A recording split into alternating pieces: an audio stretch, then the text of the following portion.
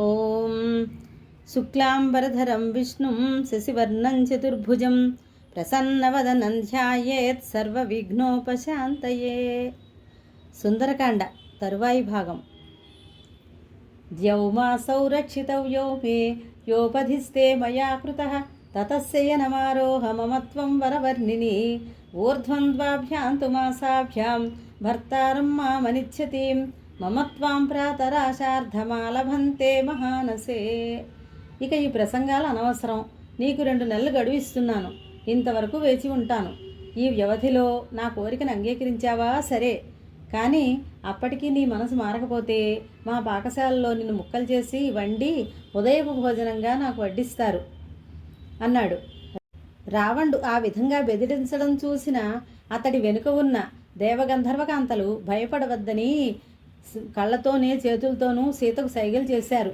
ఆ సైగలతో ధైర్యం తెచ్చుకున్న జానకి పాతివ్రత్య బలదర్పంతో, రావణా, ఈ లంకాపురిలో నీ శ్రేయోభిలాషి ఒక్కరూ లేరా? ఉంటే ఈ అకార్యం నుండి నిన్ను వారించేవారు. శ్రీరాముని ధర్మపతిని అయిన నన్ను ముల్లోకాలలో నీవు తప్ప మరొకరు వాంఛించరు. నీ నీచ ప్రాలాపనకు ఫలితం అనుభవిస్తావు. మదపుట ఏనుగుతో వైరం తెచ్చుకున్న కుందేలు వంటి వాడివి నీవు. రాముని కంట పడేంతవరకే నీ ఆయుస్సు. నీచపు బుద్ధితో నన్ను చూసే నీ కళ్ళు ఇంకా ఎందుకు నెలరాలిపోలేదో. నా గురించి ఈ విధంగా పలుకుతున్న నీ నాలుక ముక్కలు కాలేదేమిటి? నేను పాతివ్రత్య ధర్మం పాటించేదానిని కాబట్టి రాముని అనుమతి లేకపోవడం వల్ల నా తేజస్సుతో ఇంతవరకు నిన్ను భస్మం చేయలేదు. సావు మూడినందుకే నన్ను అపహరించాలనే తలంపు నీకు కలిగింది. లేకపోతే సూర్యుడువు, కుబేరుని సోదరుడువు అయిన నీకు శ్రీరాముని ధర్మపత్నిని వంచనలతో తీసుకుని రావాలనే సంకల్పం ఎందుకు కలుగుతుంది అని పరుషంగా మాట్లాడింది. సీత పలుకులు రావణునికి ములుకుల్లాగా గుచ్చుకున్నాయి. అతడి కన్నులు ఎర్రబడ్డాయి. నల్లని దేహం పొంగింది. భూమి కంపించేటట్లు పాదతాండనం చేశాడు. అగ్నిశిఖ వంటి నాలుకను చాపి, ఓ మూర్ఖురాలా, నోటికి వచ్చినట్లు మాట్లాడుతున్నావు, నిన్నిప్పుడే హతమారుస్తాను అంటూ రాక్షస స్త్రీలను ఓసి ఏకాక్షి, హస్తికర్ణి, సింహముఖి అని పేరు పేరున పిలిచి, మీరందరూ నయానా భయానా ఇవి మనసు మార్చడానికి ప్రయత్నించండి అని ఆదేశించి సీత వైపు క్రోధంతో చూశాడు. అప్పుడు అతడి పత్నులలో ఒకతైన ధాన్యమాలిని వచ్చి రావణ్ణి కౌగిలించుకొని, మహారాజా, దీనురాలైన ఈ సామాన్య మానవకాంతం నీకెందుకు? నీ మీద కోరిక లేని దాంతో నీకు సుఖం కలగదు, తాపం మిగులుతుంది. ఈ మనుష్య స్త్రీకి నీ దివ్యభోగాలు అనుభవించే భాగ్యం లేదు. నీ యందు అత్యంత అనురాగం గల నాతో క్రీడించు. మనసు పడిన స్త్రీతో అయితే నీ శరీరానికి సుఖం, మనసుకు తృప్తి కలుగుతాయి అంటూ రావణుని భుజం మీద చేవేసి అతన్ని అనునయించింది. వికటాట్టహాసం చేసి రావణుడు వెనుతిరిగాడు. నారీజనం అతన్ని అనుసరించింది. లంకేశ్వరుడు వెళ్ళిపోయిన తర్వాత రాక్షసీగణం, సీత, మా ప్రభువుకు ఏమి తక్కువైందని ఆయన తిరస్కరిస్తున్నావు అన్నారు. ఏకజట అనే రాక్షసి కళ్ళెర్రజేసి, ఆయన ఎవరో తెలుసా? బ్రహ్మమానస పుత్రులైన ప్రజాపతులలో 4వ వాడైన పులస్త్యుడు. ఆయన కుమారుడు విశ్రవసువు. ఆయన పుత్రుడే రావణ బ్రహ్మ. అటువంటి వానికి భార్య కావడం ఎంత భాగ్యమో నీకు తెలియడం లేదు అని చెప్పింది. హరిజట అనే రాక్షసి తన పిల్లికళ్ళను తిప్పుతూ, మా రాజు దేవతలను, దేవేంద్రుని జయించినవాడు. అటువంటి వానికి నీవు పత్నివి కాగలిగిన దానివి అని పలికింది. ప్రఘవ అనే రక్కసి పరాక్రమవంతుడు, మహాబలశాలి అయిన లంకేశ్వరుడు అతిలోక సుందరులైన వారందరినీ కాదనుకొని నిన్ను కోరుకుంటున్నాడంటే నీవు మూర్ఖంగా అతన్ని వదులుకుంటున్నావు అంది. వికట అనే మరో రాక్షస స్త్రీ, దేవగంధర్వ రాక్షసులందరినీ జయించిన మహావీరుడు నిన్ను వాంఛిస్తున్నాడు, అతన్ని కాదంటావా అని ఆక్షేపించింది. దుర్ముఖి అనే రక్కసి, మా ప్రభువుకు భయపడి సూర్యుడు ఎండకాయడు, వాయువు గాలివీచడు, ఆయన కోరినప్పుడు మేఘాలు వర్షిస్తాయి, అటువంటి రాక్షసేశ్వరుని ఎందుకు వరించవు అని అడిగింది. ఇలా వారందరూ రకరకాలుగా సీతకు నచ్చచెప్పే ప్రయత్నం చేశారు. అయినా జానకి వారి మాటలు పెడచెవిని పెట్టడంతో రాక్షస స్త్రీలు పరుషంగా, సీత, నీవు త్రిలోక సుందరివని మా రాజు నిన్ను కాంక్షిస్తే నీవు మూర్ఖంగా తిరస్కరిస్తున్నావు. నీ మానవ స్వభావాన్ని వదులుకోలేకపోతున్నావు. సామాన్యుడైన రాముడే గొప్పవాడిని భావిస్తున్నావు. రాజ్యభ్రష్టుడు, పిరికివాడు అయిన మానవమాత్రుడు రాముడినే కోరుకుంటున్నావు అన్నారు. రాక్షస స్త్రీల కఠినమైన మాటలు విని జానకి కన్నీట పర్యంతమై మీరు చెప్పిన అధర్మ కార్యం చెయ్యడానికి నాకు మనసు రావడం లేదు. నేను మనుష్య స్త్రీని, రాక్షసపతిని కాలేను. ఎందుకు ఈ వృధా ప్రయాస? హాయిగా నన్ను భుజించండి. సూర్యునితో కాంతి, ఇంద్రునితో శచీదేవి, చంద్రునితో రోహిణి, అగస్త్యునితో లోపాముద్ర, చ్యవనునితో సుకన్య, సత్యవంతునితో సావిత్రి, నలునితో దమయంతి ఎలా అనురక్తులై ఉంటారో అలాగే రామునితో సీత ఉంటుంది. రాజ్యహీనుడైనా సంపద లేనివాడైనా మరేమైనా నా భర్తయే నా గురువు దైవం అని పలికింది. దీనో వా రాజ్యహీనో వా యో మే భర్త సమే గురు తం నిత్యమనురక్తాస్మి యథా సూర్యం సువర్చల. ఆ మాటలు విని రాక్షస స్త్రీలు కళ్ళెరజేసి ముఖాలు మరింత వికృతం చేసి నాలుగును ఆడిస్తూ శూలం, ముద్గరం వంటి ఆయుధాలు ఊపుతూ సీత మీదకి వచ్చారు. సీత భయంతో అటూ ఇటూ తిరిగి హనుమ కూర్చొని ఉన్న సింసుపా వృక్షం కిందకి చేరింది. ఆమెను వెన్నెంటి రాక్షసీగణం అక్కడికి వచ్చింది. వాళ్లలో ఒకటి, నీ పతి భక్తి ఇక చాలు, ఇప్పటికైనా మా ప్రభువును భరించు, లేకపోతే ఇప్పుడే నేను తినేస్తాం అన్నది. మరొకతే, దాని మాటలు విన్నావా? హాయిగా రాణివాసంలో సుఖపడతావా? నీ గుండెలు చీల్చి తినేయమంటావా అన్నది. మరొకటి, ఎందుకే ఇంకా దీంతో మాటలు? దీని అవయవాలు ఎంత రుచిగా ఉంటాయో బాగా నవ్వులు మింగుదాం అన్నది. ప్రఘవ అనే రక్కసి, ఈ ఆలోచన బాగుంది, హాయిగా విరుచుకొని తినేసి మన ప్రభువుతో సీత ప్రాణాలు వదిలిందని చెప్తాం అంది. అజాముఖి అనే రాక్షసి, దీన్ని చంపి మాంసం అందరికీ సమానంగా పంచిపెట్టండి, మంచి మద్యం తెప్పించండి అంది.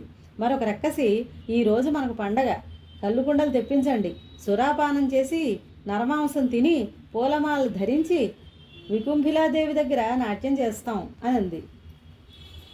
భయంకరులైన రాక్షస స్త్రీలు ఆ విధంగా పరుషవాక్కులతో బెదిరించగా దేవకన్య వంటి సీత ధైర్యం కోల్పోయింది. గాలివానలో అరటి చెట్టులాగా కంపించింది, నేలకు జారింది. రామ, లక్ష్మణ, కౌసల్య, సుమిత్ర అంటూ విలపించసాగింది. కాలం ఆసన్నం కాకుండా మృత్యువు రాదనే మాట వాస్తవం. లేకుంటే రాముని ఎడబాసి గడియ కూడా ఉండలేను. నేను ఇంతకాలం ఎలా జీవించగలిగాను? ఏ జన్మలో ఏ చేసిన పాపం ఫలితమో ఇప్పుడు అనుభవిస్తున్నాను. విధి ఎంత బలీయమైంది. ఇక ఈ జీవితం వ్యర్థం. రాముడు లేని భోగభాగ్యాలు ఎందుకు? ఈ రాక్షసాధమునికి నా ఎడమకాలితో కూడా తాకను. ఈ నీచుడు నా వెంటబడి తన నాశనం తానే కొని తెచ్చుకున్నాడు. లేకపోతే జగదేక వీరుడైన రామచంద్రునితో శత్రుత్వం కల్పించుకుంటాడా? జనస్థానంలో 14,000 మంది రాక్షసులను ఒంటి చేతితో హతమార్చిన వీరాధి వీరుడు నా భర్త. మరియు ఆయన ఇంతకాలం ఎందుకు ఉపేక్షిస్తున్నాడో? ఈ రావణునికి మట్టు పెట్టడానికి రామునికి ఒక్క క్షణం కూడా చాలు. ఈ సముద్రం ఆయనకు అడ్డంకి కాదు. అయితే ఆ మహానీయుడికి నేనిక్కడ ఉన్నట్లు తెలిసి ఉండదు. తెలిసిన క్షణంలో ఆయన ముల్లోకాలలోని అసురులందరినీ అంతమొందిస్తాడు. సకల రాక్షసగణంతో సహా లంకానగరాన్ని భస్మం చేస్తాడు. చితాగ్ని జ్వాలలు రేగుతుంటే, అనాథలైన రాక్షస స్త్రీలు రోధిస్తూ ఉంటే మీ ప్రభువు రూపుమాసిపోతాడు. మీరందరూ మీ వారిని పరలోక క్రియలు జరుపుకోవాల్సి ఉంటుంది. ఆ అధముడు పెట్టిన గడువు సమీపిస్తున్నది. రాముడు ఈ విషయం వినడమే రావణునికి అంతిమ ఘడియ. మీకు దయాదాక్షిణ్యాలు లేవు, ధర్మం తెలియదు. గడువు దాటగానే నన్ను చంపి తినేస్తారు. నా పతిని చూచే భాగ్యమైనా నాకు ఉండదేమో. ఇంతకు నా పతి జీవించున్నాడా? ఆయనకు నా అవసరం లేకుండా పోయిందా? మనుషుల దగ్గరగా ఉన్నప్పుడు ఉంటే ప్రేమాభిమానాలు దూరంగా ఉన్నప్పుడు ఉండవనే మాట నిజమేమో. కానీ రాఘవుని వంటి కృతజ్ఞుని విషయంలో అది నిజం కాదు. ఈ దుఃఖాన్ని ఇక భరించలేను. చావడానికి అవకాశం లేదు. ఇష్టానిష్టాలకు లోను కాని వారు ధన్యులు అని విలపించసాగింది. రాక్షస స్త్రీలలో కొందరు సీత మాటలు రావణునికి చేరవేసేందుకు వెళ్ళారు. మరొకొందరు, సీత, మేము చెప్పింది వినకపోతే నిన్ను ముక్కలు చేసి తినేస్తాం అని మళ్ళీ బెదిరిస్తున్నారు. అప్పుడే నిద్రలేచిన త్రిజట అనే రాక్షసి, మీరు సీతను తినడం కాదు, మిమ్మల్నే మీరు అంతం చేసుకోబోతున్నారు. ఇప్పుడే నేను ఒక కలగన్నాను. అందులో రావణుని నాశనం, రాముని విజయం కనిపించాయి అని చెప్పింది. ఆ మాటలు విని భయకంపితులైన రాక్షస స్త్రీలు ఆ స్వప్న వృత్తాంతాన్ని వివరించమని త్రిజటను కోరారు. తనకు ప్రాతకాలంలో వచ్చిన కలలోని విశేషాలను త్రిజట విపులంగా వర్ణించ ప్రారంభించింది. ఈమె భర్త రామచంద్రుడు, భార్య సీత తమ్ముడు లక్ష్మణునితో శ్వేతవస్త్రాలు ధరించి హంసలు పూంచిన దంతపు పల్లకీలో ఆకాశంలో విహరిస్తున్నాడు. మరికొంతసేపటికి సీతారాములు 4 దంతాలు గల భద్రగజంపై ఊరేగుతున్నారు. అంతలో తెల్లని పర్వత శిఖరం మీద రాఘవుని ఒడిలో సీత కూర్చుని ఉంది. మరికొంతసేపటికి సీతారామ లక్ష్మణులు అధిరోహించిన భద్రగజం లంకానగరం ఆకాశ వీధిలో విహరిస్తున్నది. ఇక్కడి నుండి వారు పుష్పక విమానం మీద ఉత్తర దిశగా వెళ్లారు. ఆ స్వప్నంలోనే మరొక కళ. మన రావణ ప్రభువు ఒళ్లంతా నూనె పోసుకుని ఎర్రని వస్త్రాలు ధరించి బాగా మద్యం తాగి మత్తెక్కి గన్నేరు పూలమాల వేసుకొని పుష్పకం మీద నుండి కిందికి తోయబడ్డాడు. ఒక స్త్రీ తల ఒరిగించుకుని నల్లని వస్త్రాలు కట్టుకున్న రావణుని ఈడ్చుకుపోతున్నది. అనంతరం రావణుడు గాడిదలు పూంచిన రథం మీద ఒంటికి ఎర్రని లేపనంతో ఎర్రని పూలదండలు ధరించి నూనె తాగుతూ మనశ్చాంచల్యంతో ప్రలాపాలు చేస్తూ గంతులు వేస్తూ గాడిదనెక్కి దక్షిణ దిక్కు వైపు పోతూ భయంతో తలక్రిందులుగా నేల మీద పడ్డాడు. వెంటనే లేచి మత్తులో ఒళ్ళు తెలియక దిగంబరుడై పిచ్చివానిలాగా ప్రేలాపనలు చేస్తున్నాడు. తర్వాత దుర్గంధభూయిష్టమైన నరకకోపం వంటి మాలిన్యపు బురదలో పడి మునిగిపోయాడు. ఎర్రని దుస్తులు ధరించి ఒంటికి బురద పూసుకున్న ఒక నల్లని స్త్రీ రావణుడి మెడకు తాడు కట్టి దక్షిణ దిశకు లాక్కుపోతోంది. కుంభకర్ణుడు కూడా అదే స్థితిలో ఉన్నాడు. రావణుని పుత్రులందరూ తలలు గొరిగించుకుని నూనెకారే శరీరాలతో ఉన్నారు. రావణుడు పంది మీద, ఇంద్రజిత్తు మొసలి మీద, కుంభకర్ణుడు ఒంటె మీద ఎక్కి దక్షిణం వైపు వెళ్లారు. విభీషణుడు మాత్రం శ్వేతఛత్రంతో తెల్లని వస్త్రాలు, తెల్లని పుష్పమాలికలు ధరించి గంధం పూసుకొని శంఖ దుందుభినాదాలతో 4 మంత్రులు వెన్నెంటిరాగా భద్రగజం మీద ఊరేగుతున్నాడు. రాక్షసులందరూ మద్యం తాగి ఎర్రని వస్త్రాలు, ఎర్రని పూలమాలలు ధరించి ఉన్నారు. గోపురాలు, తోరణాలు, సౌధాలు ధ్వంసమై లంకాపట్టణం సముద్రంలో మునిగిపోయింది. ఒక వానరం ఈ నగరాన్ని తగలబెట్టినట్లు నాకు కనబడింది. రాక్షస స్త్రీలు నూనె తాగి నాట్యం చేస్తూ పెద్దగా నవ్వుతూ బూడిద నిండిన లంకాపట్టణంలో ప్రవేశించారు. కుంభకర్ణుడు, ఇతర రాక్షస ప్రముఖులు ఎర్రని వస్త్రాలతో గోమయంతో నిండిన మడుగులో దూకుతున్నారు. నాకు కలలో కనబడిన దృశ్యాలన్నీ లంక వినాశనాన్ని సూచిస్తున్నాయి. ఇప్పటికైనా మీరు బుద్ధి తెచ్చుకొని సీతను బాధ పెట్టడం మాని మీ ప్రాణాలు కాపాడుకోండి. తన ప్రియపత్ని అయిన జానకిని బాధిస్తే రాముడు ఊరుకోడు. రాక్షసులందరితో పాటు లంకను నాశనం చేస్తాడు. సీతాదేవి కార్యసిద్ధి, రామచంద్రునికి విజయము, రావణునికి వినాశనము నాకు గోచరిస్తున్నాయి. సీత పాదాల మీద పడి ఆమెను క్షమాభిక్ష అర్థించండి అని చెప్పింది. భర్తకు విజయం కలుగుతుందనే మాట చెవిని పడిన జానకి సంతోషించింది. రాక్షసీగణంతో ఆ మాట నిజమైతే నేను మిమ్మల్ని రక్షిస్తాను అని చెప్పింది. సుందరే సుందరో రామ సుందరే సుందరీ కథ, సుందరే సుందరీ సీత, సుందరే సుందరం వనం, సుందరే సుందరం కావ్యం, సుందరే సుందరో కపిః, సుందరే సుందరం మంత్రం, సుందరే కిం న సుందరం.